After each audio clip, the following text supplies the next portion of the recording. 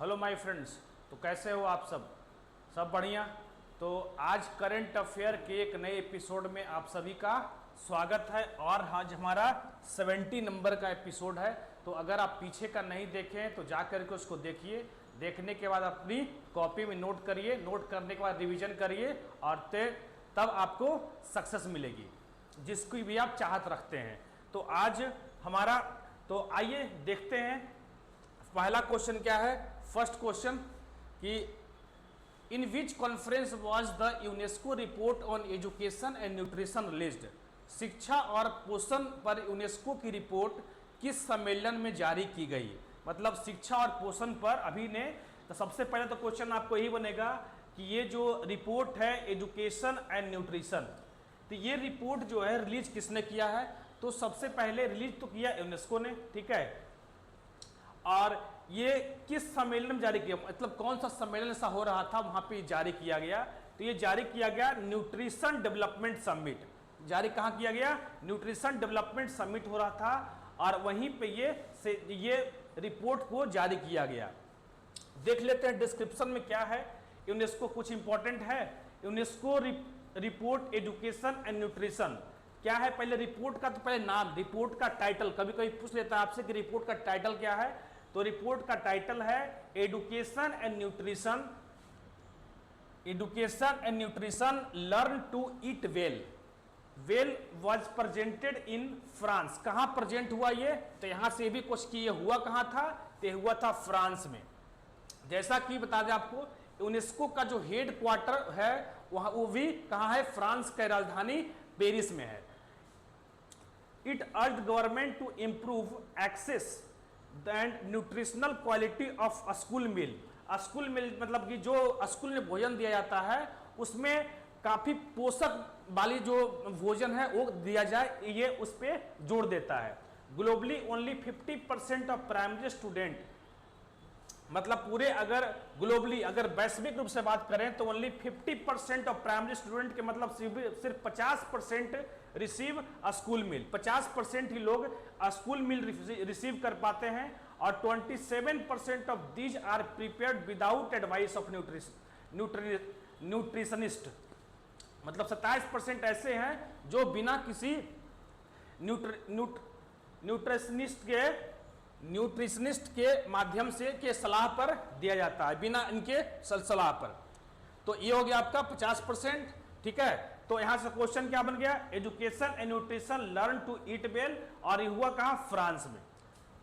अब कुछ लेख देख सकते, इसका आंसर क्या हो गया, न्यूट्रिशन डेवलपमेंट समिट।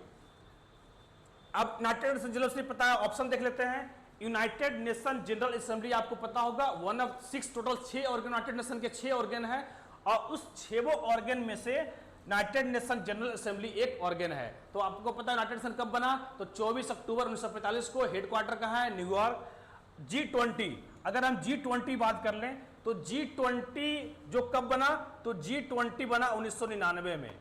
99 में इसका फॉर्मेशन हुआ था और इसमें टोटल कितने मेंबर हैं, तो 19 प्लस यूरोपियन यूनियन प्लस, और अभी ज्वाइन कर लिया है इसको अफ्रीकन यूनियन। तो 19 सोवरेन कंट्री हो गया। यूरोपियन यूनियन, ईवी नहीं है, यू है, यूरोपियन यूनियन और अफ्रीकन यूनियन। तो दो ऑर्गेनाइजेशन है और 19 सोवरेन कंट्री है, इंडिपेंडेंट कंट्री है। बना 1999 में। और अभी जो इस 2025 में G20 का समिट कहां होने वाला है, तो जोहान्सबर्ग, ये भी नोट कर लेंगे। जोहान्सबर्ग कहां पड़ता है, तो ये पड़ता है आपका साउथ अफ्रीका में, one of the city of Johannesburg. इसके पहले तो ये जो होगा, ये G20 कौन से नंबर का होगा, तो ये होगा 20th नंबर का, 20वें नंबर का होगा। तो 19वां नंबर वाला कहां हुआ था, तो 19वां G20 समिट जो 2024 में हुआ, वो कहां हुआ था, वो हुआ था ब्राजील में। और इंडिया में जो G20 हुआ था वो कौन से नंबर का था, 18वें नंबर का था, ठीक है। इंडिया में जो 2023 में सितंबर के महीने में जो G20 हुआ था वो 18वें नंबर का G20 था जो कि इंडिया में हुआ था। World food programme, world food summit से याद आया, वर्ल्ड फूड प्रोग्राम FWFP ये वर्ल्ड फूड प्रोग्राम, ये कहाँ है इसका हेडक्वार्टर, ये है आपका रोम में, और ये बना कब 1961 में। इस ऑर्गेनाइजेशन को मिला नोबेल प्राइज 2020 में, तो ये भी याद रखेंगे 2020 में मिला इनको नोबेल प्राइज, और 2020 में किसको, Nobel peace prize world food programme को। तो ये सारा क्वेश्चन आपका हो गया। अब देख लेते हैं जरा यूनेस्को, जो कि मेन क्वेश्चन का कॉन्टेक्स्ट है यूनेस्को। तो यूनेस्को से सवाल आ सकते हैं और बहुत तेज एग्जाम में आए हैं, तो ये देख लीजिएगा। यूनेस्को पहले जो लिस्ट जारी करती है, तो भारत में कितने ऐसे साइट्स हैं जो यूनेस्को के वर्ल्ड हेरिटेज साइट में शामिल हैं। तो ये एक तो 4 कैटेगरी होता है, पहले इसका यूनेस्को का 4 कैटेगरी होता है, टेंजिबल, इनटेंजिबल। टेंजिबल का मतलब जिसको हम छू सकते हैं, ठीक है, वो हो गया टेंजिबल साइट। इनटेंजिबल साइट जिसको हम छू नहीं सकते, जिसको हम अनुभव कर सकते हैं, वो है इनटेंजिबल। टेंटेटिव का मतलब होता है संभावित रूप से, संभावित रूप से कौन कौन सा साइट यूनेस्को के अंदर है। बायोस्फीयर रिजर्व, तो देख लेते हैं टेंजिबल कितने हैं, 35, 35 हो गया आपका कल्चरल, 7 हो गया आपका नेचुरल, और 1 हो गया मिक्स।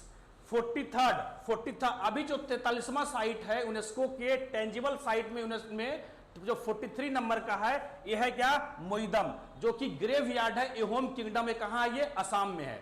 असम में एक किंगडम हुआ करता था एहोम किंगडम, क्या ग्रेव यार्ड, एहोम किंगडम के जितने भी रूलर हुआ करते थे, उस रूलर को जो दफनाने का जो कब्रगाह है, उसी को बोलते हैं मोइदम।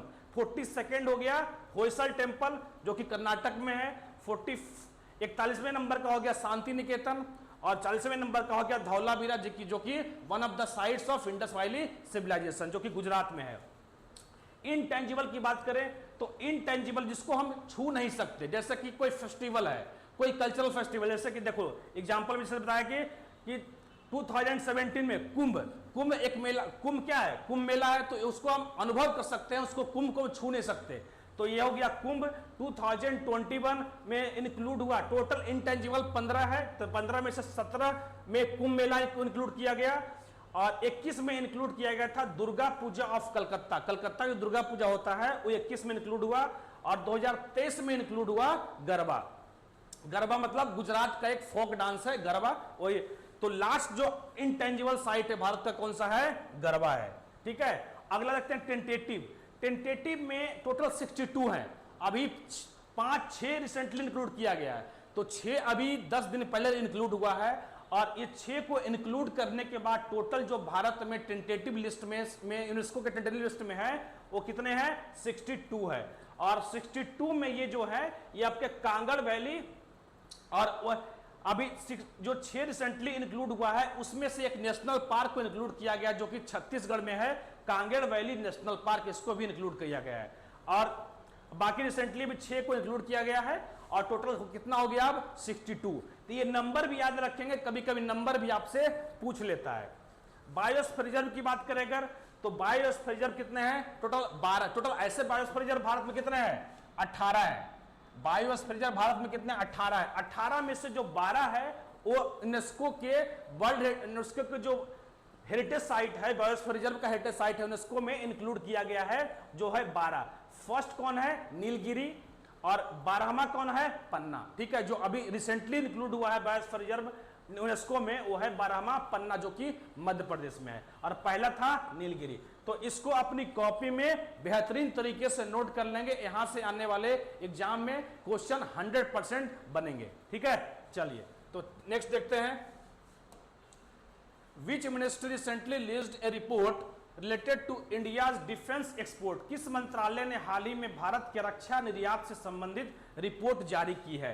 तो ये जारी किया है मिनिस्ट्री ऑफ डिफेंस। जाहिर सी बात है कि डिफेंस एक्सपोर्ट है, तो डिफेंस एक्सपोर्ट है तो आपको मिनिस्ट्री ऑफ डिफेंस ही जारी करेगा। आइए देख लेते हैं कुछ इंपॉर्टेंट क्या है रिलेटेड इससे। According to the union ministry of defence, India's defence export, India's defence export मतलब इंडिया जो है रक्षा डिफेंस टेक्नोलॉजी से रिलेटेड से सामान है वो कितना एक्सपोर्ट कर रहा है, मतलब आयात निर्यात कर रहा है। रीच द 2362, कितना हो चुका है, मतलब 24-25 फाइनेंशियल ईयर में ये पहुंच चुका है 23,622 करोड़। एंड इंक्रीज ऑफ, कितना इंक्रीज हुआ है, तो 12.04% over the previous year. The government aims to take, इसको करना है इस 23,622 करोड़ से बढ़ा करके इसको करना है 50,000 करोड़ तक, ठीक है, 50,000 करोड़ तक करना है 2000, जबकि 2029 तक। द पब्लिक सेक्टर कंट्रीब्यूटेड, जिसमें से पब्लिक सेक्टर जो है वो कंट्रीब्यूटेड, कितना कंट्रीब्यूट किया है, तो 8,389 करोड़, और प्राइवेट सेक्टर कंट्रीब्यूट किया है 15,233 करोड़। इस दोनों को जोड़ेंगे तो कितना बन जाएगा आपका, 23,622 करोड़। तो ये है आपका इंक्रीज कितना हो गया, 12.04% का।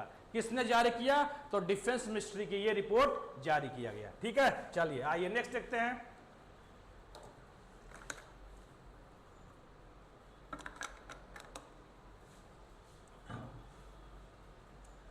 When was the प्रधानमंत्री शेड्यूल कास्ट अभ्युदय योजना लॉन्च, प्रधानमंत्री अनुसूचित जाति अभ्युदय योजना कब शुरू की गई थी, तो ये शुरू किया गया था 21-22 में शुरू किया गया था। ये क्यों न्यूज में है, तो देखते हैं क्यों न्यूज में है। 499 village, 4991 4,991 village have been declared as a Adarsh ग्राम।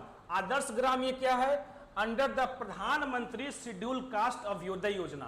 प्रधानमंत्री स्कीम याद रखेंगे, स्कीम बहुत ही, हमें हर वीडियो बोलता हूं कि आपको हर एक स्कीम आपके जवान पे होना चाहिए। कब लॉन्च हुआ, कहां से लॉन्च हुआ, किसने लॉन्च किया, उसके फीचर क्या है, ये सारा आपको स्कीम के बारे में पता होना चाहिए, क्योंकि हर एक एग्जाम में स्कीम जो है one of the most favourable question होता है।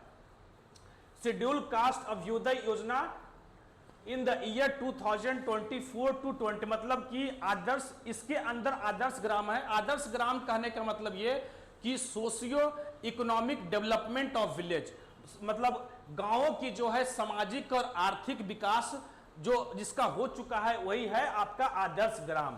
तो आदर्श ग्राम को उसी में उस विलेज को इंक्लूड करते हैं जिसका सामाजिक आर्थिक रूप से विकास जिस गांव का हो चुका है, उसको बोलते हैं आदर्श ग्राम। तो 4,991 विलेज आदर्श ग्राम हो चुके हैं।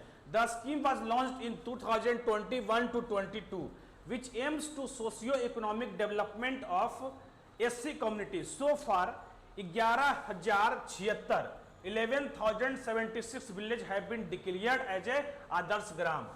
तो डिक्लेयर कितना हो चुका है Adarsh Gram, 11,076 village have been declared as a Adarsh Gram, ठीक है।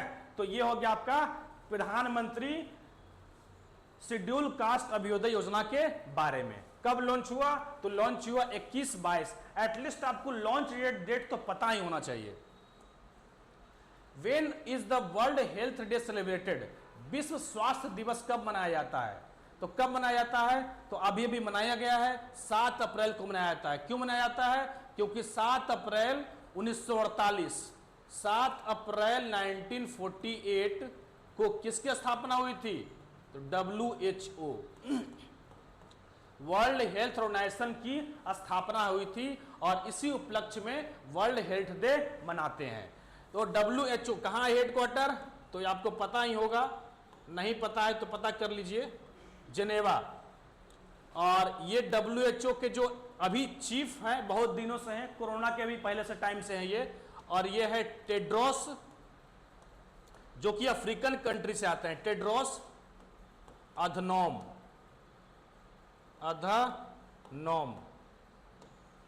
ठीक है, टेड्रोस अधनोम इसके चीफ हैं। आइए देख लेते हैं थीम वगैरह।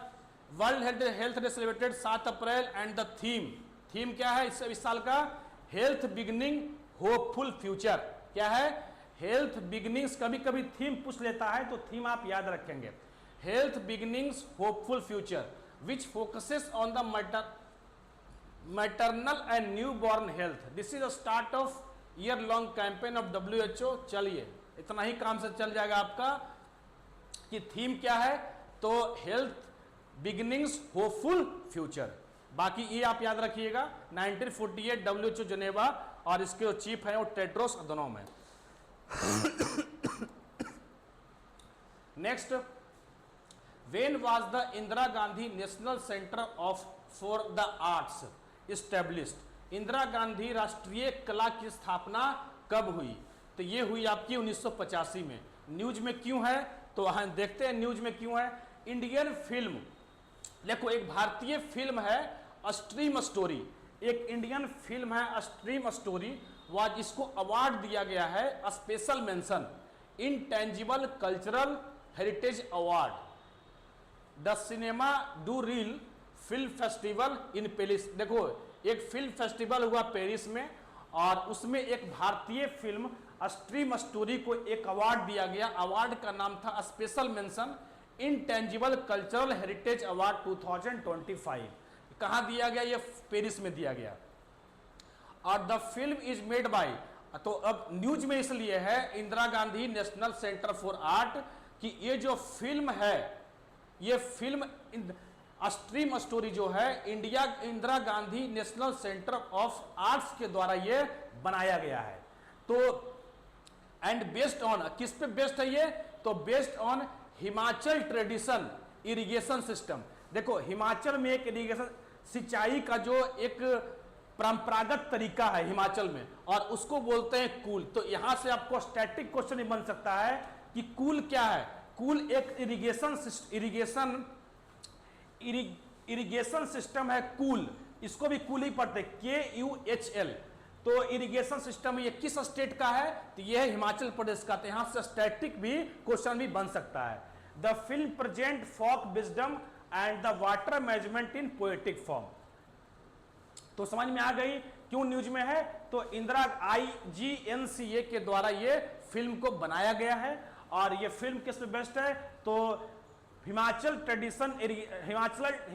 ट्रेडिशनल इरिगेशन सिस्टम कूल, और इस बेसिस इस प्रोजेक्ट के ऊपर ये फिल्म को बनाया गया है। फिल्म का नाम क्या है? स्ट्रीम स्टोरी, और इसीलिए IGNCA न्यूज में था। तो आप इसके बारे में समझ गए होंगे। चलिए देखते हैं which ministry of government of India is implementing the centrally sponsored scheme lively village programme 2। पहले तो लाइवली विलेज प्रोग्राम भारत सरकार का कौन सा मंत्रालय केंद्र प्रायोजित योजना जीवंत ग्राम, केंद्र प्रायोजित योजना जीवंत ग्राम कार्यक्रम 2 का क्रियान्वयन कर रहा है। तो ये कर रहा है कौन? ये कर रहा है ministry of home affair.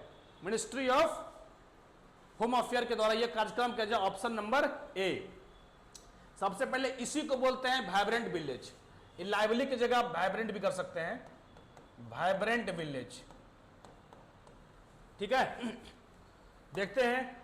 The union cabinet on April 4, 2025 approved the lively village या vibrant village programme 2 which will be in force from 2024 to 25 to 28 to 29।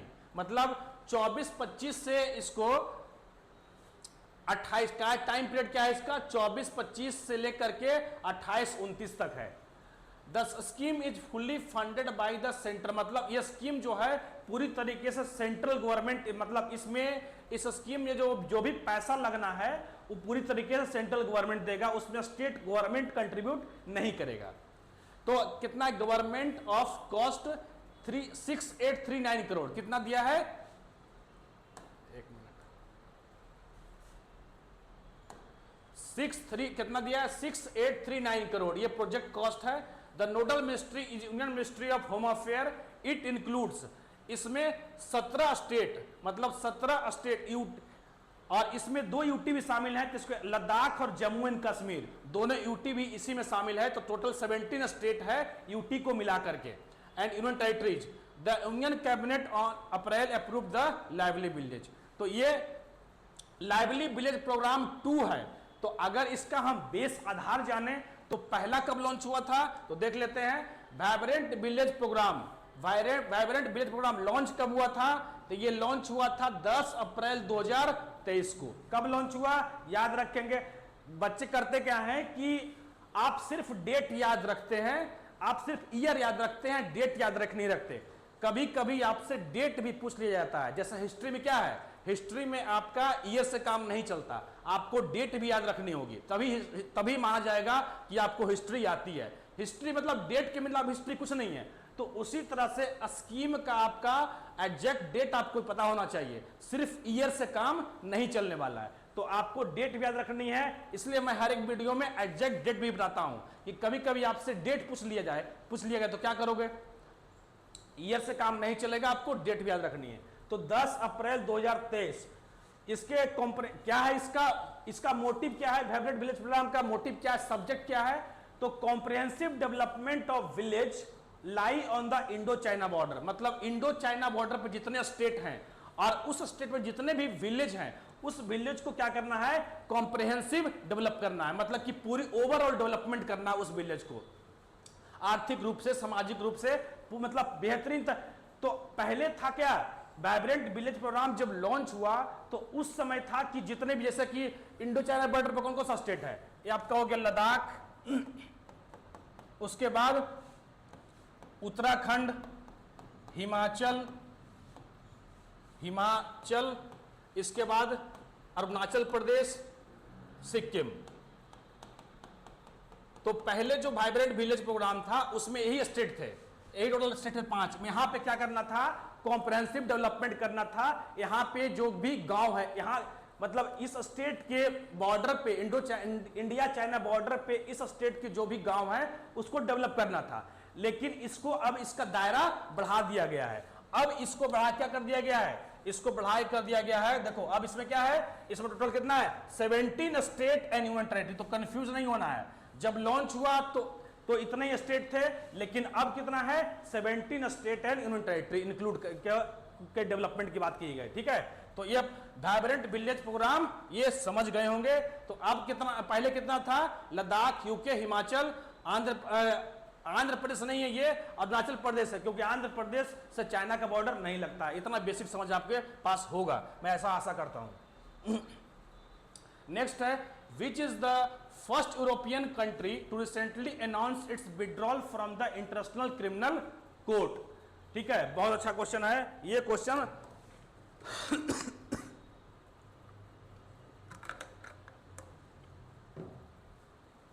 Which is the first European country, हाल ही में अंतरराष्ट्रीय आपराधिक न्यायालय से हटने की घोषणा करने वाला पहला यूरोपीय देश कौन सा है, तो यह है आपका हंगरी। ठीक है, इसका आंसर क्या है, हंगरी। हंगरी का अब ऐसा क्यों हुआ है, क्यों, देखो यहां पे अभी जो इजराइल के जो प्राइम मिनिस्टर हैं बेंजामिन नेतन्याहू, उन पे आईसीसी ने अरेस्ट वारंट जारी किया हुआ है, बहुत पहले से अरेस्ट वारंट जारी किया, क्योंकि वॉर क्राइम, उन पे जेनोसाइड और वार क्राइम का चार्जर लगे हैं। तो जिसकी वजह से आईसीसी ने उसको क्या किया है कि उन पे अरेस्ट वारंट इशू कर दिया गया है। तो अब जैसे ही अपनी कंट्री से बाहर निकलेंगे उनको अरेस्ट कर लिया जाएगा। तो अब हुआ, खेला यहां पे हुआ है कि ये कंट्री जो था आईसीसी का मेंबर था, अब बेंजामिन नेतन्याहू विजिट करने वाले थे हंगरी, तो उससे विजिट करने से कुछ समय पहले हंगरी ने अपने आप को आईसीसी के मेंबरशिप से विड्रॉ कर लिया गया। अब आईसीसी का मेंबरशिप रहा नहीं हंगरी, तो उस पे आईसीसी का जो भी रूल रेगुलेशन है अप्लाई होगा नहीं। तो इसीलिए इसी कारण से हंगरी जो है आईसीसी से बाहर हो गया, ताकि बेंजामिन नेतन्याहू को अरेस्ट न किया जा सके। तो ये कहानी था। और ये हंगरी का कैपिटल क्या हो गया, बुदापेस्ट, और नीदरलैंड का द हेग, जहां पे इसका हेडक्वार्टर भी है। ऑस्ट्रिया का कैपिटल याद रखिएगा, कभी कभी कैपिटल जो है आपको पूछ लेता है, वही कैपिटल पूछता है जो कि न्यूज में होता है। बेल्जियम का क्या हो जाएगा, बेल्जियम तो कैपिटल ही है। ठीक है, बेल्जियम का Brussels.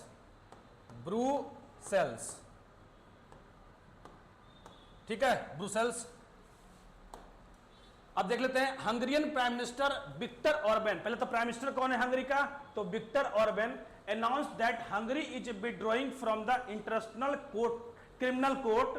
The decision was taken during the Israel prime minister Netanyahu visit to Hungary and the Hungary became the first European country to do so. मतलब पहला यूरोपियन कंट्री जैसा करने वाला पहला यूरोपियन कंट्री है। The move has been taken in response to the arrest warrant issue against the Netanyahu by the ICC, जो कि मैं आपको पहले बताया। ठीक है, तो ये कहानी है हंगरी को आईसीसी से बाहर निकलने। अब बहुत लोगों को लगता है, एक बहुत बड़ा ग्रेट कंफ्यूजन है, बहुत लोगों को लगता है, बहुत लोगों मतलब अच्छे अच्छे लोगों को पता है जिनको कि आईसीसी, वो लगता है कि आईसीसी और आईसीजे एक ही है। बहुत लोगों को लगता है कि आईसीसी और आईसीजे एक ही है, बिल्कुल गलत है।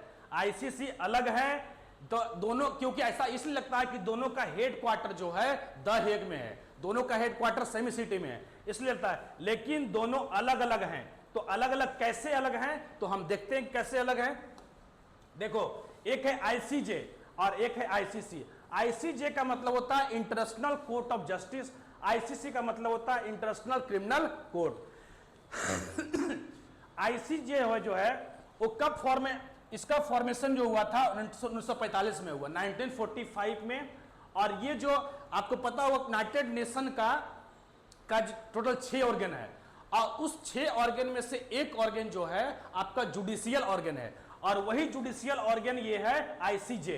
तो आईसीजे इज ए और one of the, ICJ is the organ of United nation.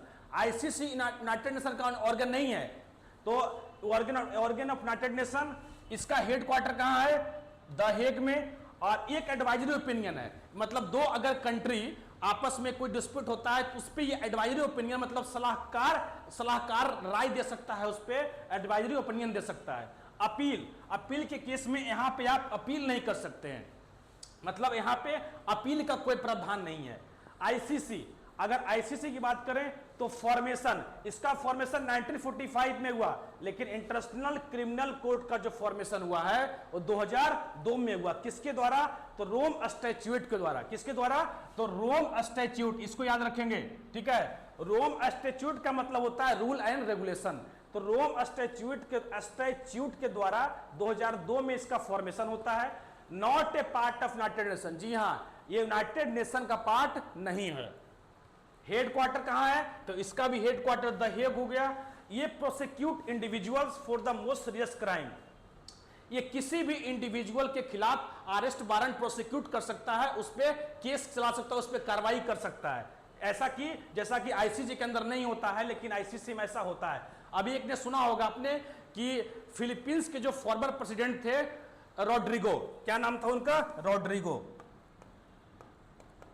Rodrigo, इनका क्रिप्स के फॉर्मर प्रेसिडेंट हैं, इन पे चार्जेस लगाया गया, आईसीसी के द्वारा चार्जेस लगा कि जेनोसाइड और वार क्राइम या जेनोसाइड का इन पर चार्जर लगा, और इनको अरेस्ट कर लिया गया। आईसीसी के अरेस्ट वारंट निकालने के बाद इनको अरेस्ट कर लिया गया। ये कौन है, ये फॉर्मर प्रेसिडेंट ऑफ फिलीपींस है, फिलीपींस के फॉर्मर प्रेसिडेंट है।